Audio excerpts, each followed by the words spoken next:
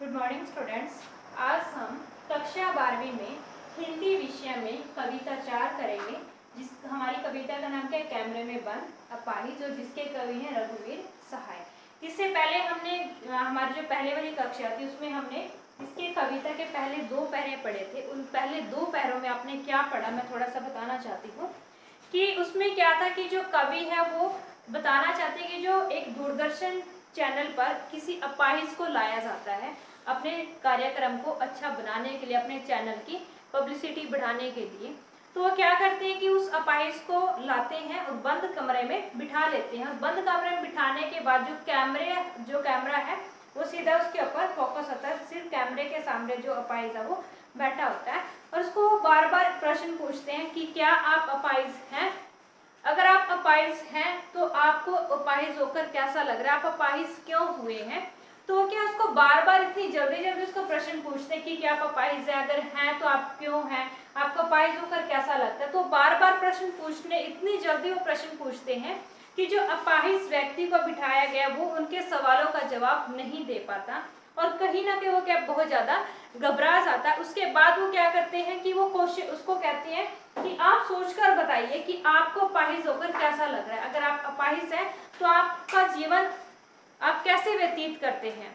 तो वो क्या है, वो फिर भी उसको मतलब वही चीज बार बार उसको याद दिलाते हैं कि आप अपाहिज हैं तो आप क्यों हैं। उसके बाद उसको पूछते हैं कि क्या आपको अपाहिज होना, अगर आप अपाहिज हो क्या आप उससे खुश हो? क्या आपको अपनी जिंदगी अच्छी लगती है? अगर नहीं लगती तो क्या आप अपने अपाहिजपन से बहुत ज्यादा दुखी हो?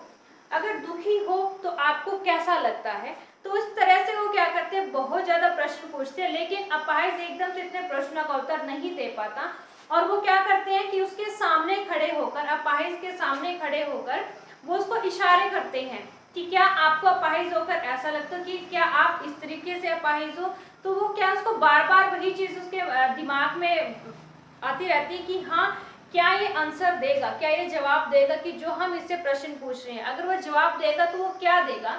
तो क्या वो इन सभी प्रश्नों से वो इतना ज्यादा दुखी हो सकता है कि उसकी आंखों में क्या है, आंसू भर आते हैं, उसकी आंखों में क्या बहुत ज्यादा पानी आ जाता है।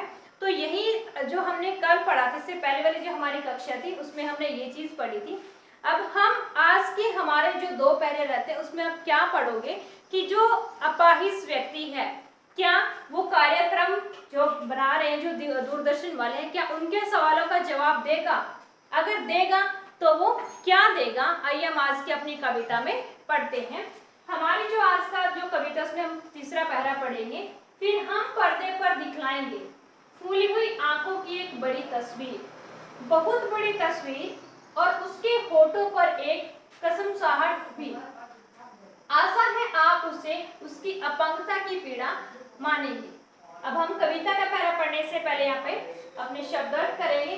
तस्वीर का यहाँ पे क्या अर्थ है? फोटो या चित्र। इसके बाद फूली हुई आंख, आंखों से आंसुओं से भरी आंख, जिसमें क्या बहुत ज्यादा, अगर इंसान रोता है तो आपने देखोगे कि इंसान अगर थोड़ी देर रोता है तो उसकी जो आंखें हैं वो सूज जाती है, मोटी हो जाती हैं। कसमसाहट का यहाँ पे क्या अर्थ है? बेचैनी या घबराना, कि बहुत ज्यादा घबरा जाना। अगर आपने देखोगा कि अगर आप परेशान होते हो, अगर आपको कोई बार बार एक ही प्रश्न पूछता और आप उसका जवाब नहीं दे पाते तो क्या होता है? बहुत ज्यादा घबरा जाते हो और आप बहुत ज्यादा बेचैन हो जाते हो। तो यहाँ पर वही कसमसाहट का वही अर्थ लिया गया है। आगे है अपंगता। अपंगता का क्या अर्थ है? अपंग होना या शारीरिक कमजोरी। मैंने आपको पहले भी बताया था अपंगता का अर्थ, कि अपंगता का अर्थ क्या होता है कि जो अगर कोई भी व्यक्ति शारीरिक रूप से सक्षम नहीं है, उसका कोई भी शरीर का भाग सही तरीके से काम नहीं करता, उसको हम क्या कहते हैं? अपंग कहते हैं, या विकलांग भी हम कह सकते हैं। तो यहाँ पे आइए हम अपनी कविता पढ़ते हैं। फिर हम पर्दे पर दिखलाएंगे। अब यहाँ पे जो कवि वो क्या कहना चाहते हैं कि कवि क्या है, वो कह रहे हैं कि जो दूरदर्शन पर जो संयोजक हैं, जो कार्यक्रम को बना रहे हैं, जो कार्यक्रम को प्रस्तुत कर रहे हैं, जो संयोजक हैं, वो बार बार क्या है, अपाहिज के दुखों को कुरेद रहे हैं, उसको बार बार दुख पहुंचा रहे हैं। कि वो कहते हैं कि वो इतना ज्यादा दुखी हो जाए कि उसकी जो आंखें हैं, फूली हुई आंख की एक बड़ी तस्वीर, कि जो उसकी आंखें हैं, वो पहले आपने पिछले पहरे में पढ़ा था, दूसरे पहरे में, कि जो उसकी आंख है, उसकी आंखों में क्या है, बहुत ज्यादा आंसू आ जाते हैं। ठीक है, यहाँ पे वो क्या कहते हैं कि जब वो बहुत ज्यादा दुखी हो जाएगा तो हम क्या है, टीवी की जो स्क्रीन है, टीवी का जो बड़ा सा जो जिसपे इंसान दिखता है, स्क्रीन पे जो दिखेगा, तो हम क्या उस पर्दे पर, बड़े पर्दे पर हम दिखाएंगे, क्या दिखाएंगे, क्या दिखाने की बात वो कर रहे हैं, फूली हुई आंख की बड़ी तस्वीर, कि जो रोने से उसकी आंखों में जो आंसू भर रहे हैं, जो उसकी आंखें क्या मोटी मोटी हो गई है, आंसुओं से भरी हुई आंखों का हम क्या है, बहुत बड़ी उसकी तस्वीर, बहुत बड़ा चित्र हम उसको दिखाना चाहते हैं। उसके बड़े बहुत बड़े चित्र को हम दिखाना चाहते हैं कि हम जो उसकी आंखें सूजी हुई हैं रोने की वजह से, आंखों में जो आंसू भरे हुए हैं, हम जो दर्शक हैं उनको बहुत ज्यादा पास से दिखाना चाहते हैं कि अपने दुख से वो अपाहिजपन से वो कितना ज्यादा दुखी है। उसके बाद कहते हैं बहुत बड़ी तस्वीर, और उसके होठों पर एक कसम साहट भी।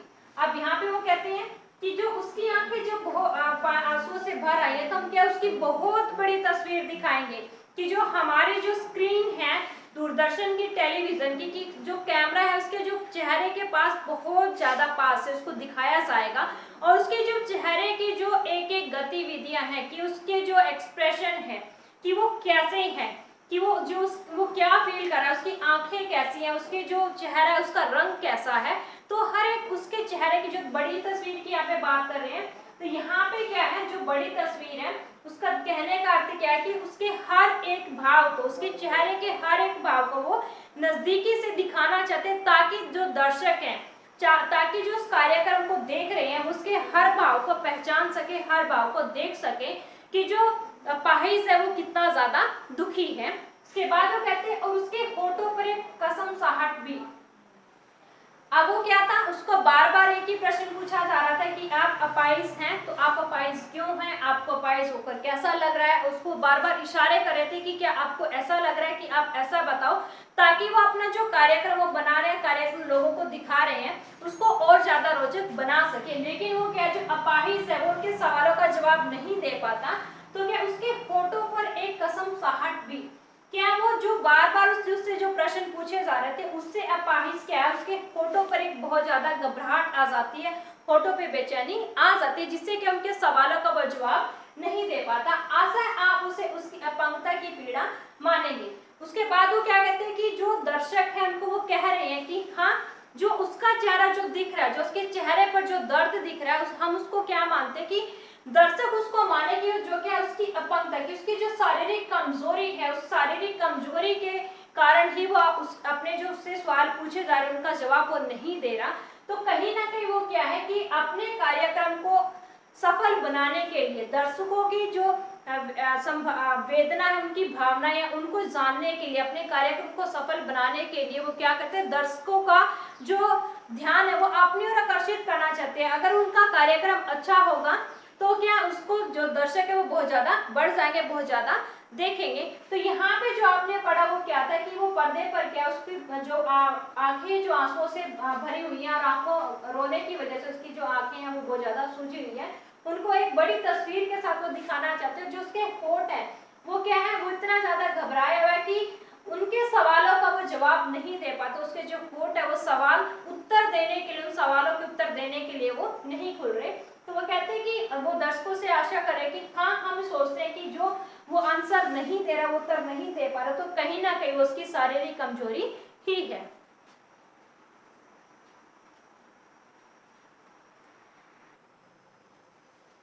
कविता का चौथा पैरा पढ़ने से पहले मैं आपको कुछ बताना चाहती हूँ कि जैसे कि आपने पढ़ा था 10th क्लास में 10वीं कक्षा में नेताजी का चश्मा एक पाठ था, पहला ही पाठ है वो। तो उसमें क्या था कि जो नेताजी का चश्मा, नेताजी की जो मूर्ति थी चौराहे पर बनाई गई थी, तो वहाँ जो मूर्ति बनी थी उस पर क्या था, चश्मे की कमी थी, वहाँ पे चश्मा, उनकी मूर्ति पर चश्मा नहीं था। तो वहाँ पे क्या था, जो कैप्टन था वो हमेशा क्या था, नेताजी की मूर्ति पर चश्मा लगाता था, और वो क्या था, बदलता रहता था।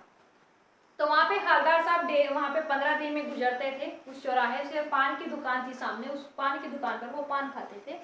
तो वहाँ पे क्या, वो हर बार वो देखता था कि जब भी मैं आता हूँ कि नेताजी की मूर्ति पर जो चश्मा लगा होता है वो हर बार बदला होता है, तो वो क्यों है, उसके जो मन था उसमें बार बार क्या था, दिमाग और मन में बहुत सारे प्रश्न उठते थे कि ऐसा कौन है जो इस चश्मे को बदलता है, और ये क्यों बदला जाता है, इसका कारण क्या है। तो उसने देखा कि हाँ, जो नेताजी की मूर्ति उस पर क्या है, बनाते वक्त चश्मा नहीं बनाया गया था। तो कहीं ना कहीं वो क्या था, उसकी देशभक्ति को देखकर अच्छा लगा, जो भी उसकी मूर्ति पर चश्मा बदलता था। तो एक दिन उसने कहा कि ये चश्मा कौन बदलता है, पान वाले से उसने पूछा। तो वो कहते हैं कि ये कैप्टन है, कैप्टन है चश्मे वाला, वो इसको क्या है, चश्मे को बदलता है। लेकिन वो कहने लगा कि जैसे ही वो कैप्टन, उसने नाम सुना कि हो सकता है वो किसी फौज में सैनिक रहा हो, तो उसको वो पूछता है पान वाले को, क्या वो किसी सेना में भर्ती हुए थे पहले, कि जो उसको कैप्टन के नाम से जाना जाता है। तो वो कहता है क्या वो किसी फौज में था, या कहीं वो किसी जो हमारी जो पहले जो पार्टी बनी थी देश को आजाद कराने में, क्या वो कहीं ना कहीं उनमें भागीदार था।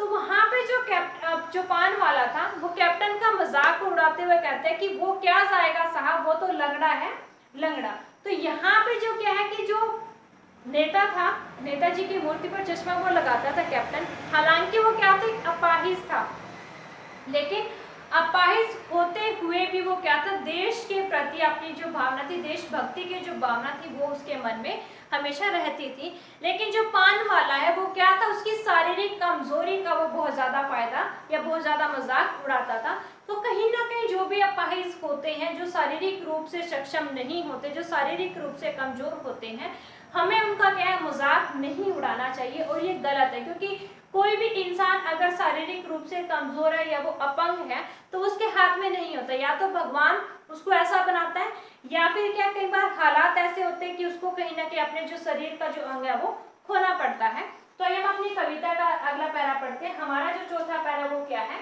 एक और कोशिश दर्शक धीरज रखिए, देखिए हमें दोनों एक संग रुलाने हैं, आप और वह दोनों, कैमरा बस करो, नहीं हुआ रहने दो, पर्दे पर वक्त की कीमत है, अब मुस्कुराएंगे हम, आप देख रहे थे सामाजिक उद्देश्य से युक्त कार्यक्रम, बस थोड़ी ही कसर रह गई, धन्यवाद। ये हमारे कविता का पहरा है। अब हम कविता का पहरा पढ़ने से पहले शब्दार्थ करेंगे। कोशिश का अर्थ यहाँ पे क्या है, प्रयास। धीरज का अर्थ यहाँ पे क्या है, धैर्य। वक्त का क्या अर्थ है यहाँ पे, समय। दर्शक देखने वाले, जो किसी भी चीज को देखते हैं वो कौन होते हैं, दर्शक होते हैं।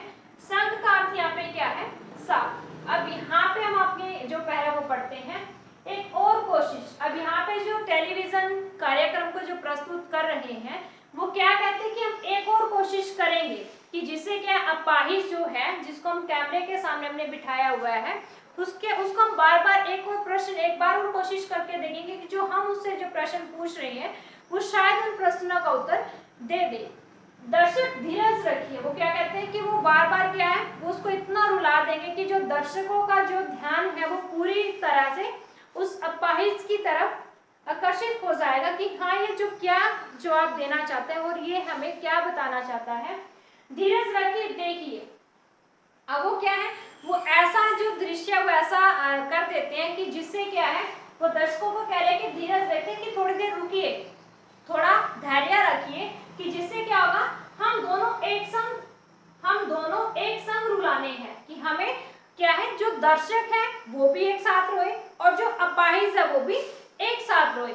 वो कैसे रोएंगे, जब जो अपाहिज है उसको बार बार वो प्रश्न पूछ रहे जिससे कि उसकी आंखों में पानी आ गया। तो यहाँ पे क्या वो कहते हैं कि जब अपाहिज रोएगा तो हमें ऐसी जो स्थिति उसको ऐसा बनाना है कि अपाहिज के रोने के साथ साथ हमारे जो दर्शक हैं, जो इस कार्यक्रम को देख रहे हैं, वो भी साथ में रोने लगे, आप और वह दोनों। अब यहाँ पे आप का मतलब क्या है कि उसको अपाहिज को भी कह रहे कि हमें क्या है, ऐसा जो दृश्य ऐसा बनाना है कि आप भी एकदम से रो और जो आपको देख रहे हैं वो भी एक साथ रोए, कि हाँ दोनों को हम क्या एकदम से रुलाना चाहते हैं, और जिससे क्या होगा, हमारा जो कार्यक्रम है वो सफल होगा, जिससे हम जो कि अच्छा पैसा कमा सकेंगे। उसके बाद वो कहते हैं कैमरा बस करो। अब वो कहते हैं कि रुक जाओ, कैमरा बंद करो, अब और नहीं दिखाना, बस करो, नहीं हुआ रहने दो।